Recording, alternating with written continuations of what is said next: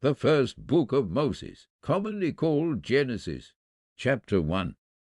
At the first God made the heaven and the earth was waste and without form, and it was dark on the face of the deep, and the Spirit of God was moving on the face of the waters. And God said, Let there be light, and there was light.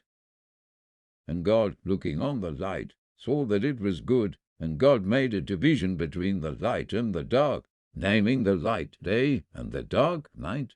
And there was evening, and there was morning, the first day. And God said, Let there be a solid arch stretching over the waters, parting the waters from the waters. And God made the arch for a division between the waters which were under the arch and those which were over it, and it was so. And God gave the arch the name of heaven. And there was evening, and there was morning, the second day. And God said, Let the waters under the heaven come together in one place, and let the dry land be seen. And it was so. And God gave the dry land the name of earth, and the waters together in their place were named seas. And God saw that it was good.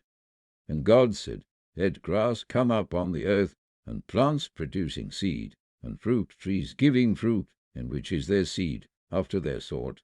And it was so. And grass came up on the earth, and every plant producing seed of its sort, and every tree producing fruit, in which is its seed, of its sort. And God saw that it was good. And there was evening, and there was morning, the third day.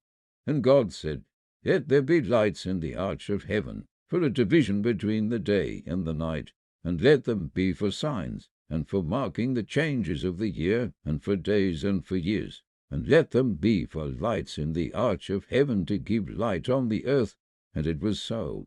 And God made the two great lights, the greater light to be the ruler of the day, and the smaller light to be the ruler of the night. And he made the stars. And God put them in the arch of heaven to give light on the earth, to have rule over the day and the night, and for a division between the light and the dark. And God saw that it was good. And there was evening, and there was morning, the fourth day. And God said, Let the waters be full of living things, and let birds be in flight over the earth under the arch of heaven. And God made great sea beasts, and every sort of living and moving thing with which the waters were full, and every sort of winged bird. And God saw that it was good.